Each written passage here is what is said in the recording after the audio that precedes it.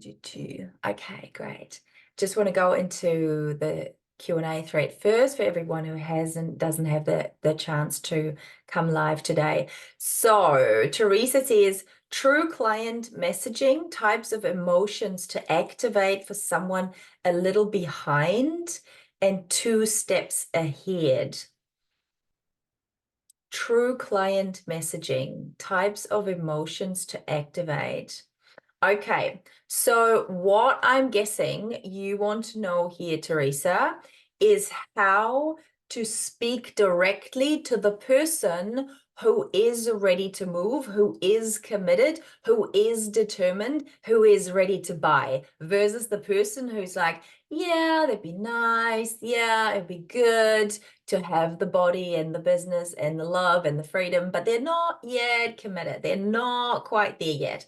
And so really great question, because first of all, what we always want to activate in the person who's reading our content or watching our reels, our videos, is the feeling that they have when they've gone through our program, right? What I see far too often and what is so 90s and 2000s, and it's just not the feminine approach to marketing, right? Like when we market to women, we are already overwhelmed. We are already stressed. We already criticize ourselves. We already thinking we need to do everything always at all times. Like there's so much pressure on women already. And when I see, my favorite example is love coaches. When I see a love coach posting, you won't find the love of your life if you don't learn to love yourself. It's like, this is another thing weighing on me now. Oh my gosh, I really want to have the love of my life and build the family, but I have to do this first. And now I have another thing on my do list. Now I have another thing to look out for. Oh my gosh, yeah, thank you. So basically you're telling me that where I am is wrong, is not good enough. There is so much conversation online about being good enough, feeling worthy, feeling deserving. But actually, notice it when you read content, how much are we contributing to this narrative? How much are we contributing to the narrative that we need to fix something, we need to achieve something, we need to tick something off, we need to get somewhere before we can have what we want? This is all indirectly feeding that narrative. Well, you can't have it now because you don't love yourself enough yet. Oh, well, great, right? Are you making your people feel defeat in their content? Notice it. I know there's no bad intention behind it. I know that. But notice how people feel when they first read your post. How do they feel? Do they feel like everything is available to them at all times and they just need to tweak a tiny little thing and it's going to be easy and it's going to be fun? Or, well, if you don't do that, well, you can't have what you really want. Who would you rather work with? Tune in here. Okay. So that's number one, how you talk to people who want to move, right? What emotions to activate? You want to activate the emotions that they will feel once they've worked with you. They want to feel lovable, desirable. They want to feel love. They want to feel successful. They want to feel abundant. They want to feel they're in overflow. This is what you want your content to convey, the feeling, right?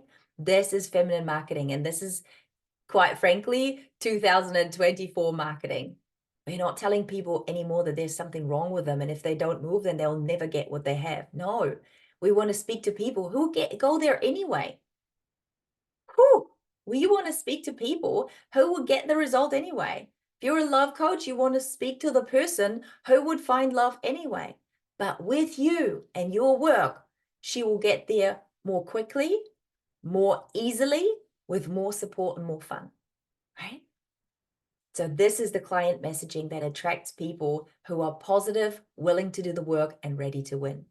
Second question, against all odds story, a moment before the journey. So Teresa, ask yourself here, where are you right now? What have you created in your life? And like specific to your expertise, what have you created that you're really, really proud of?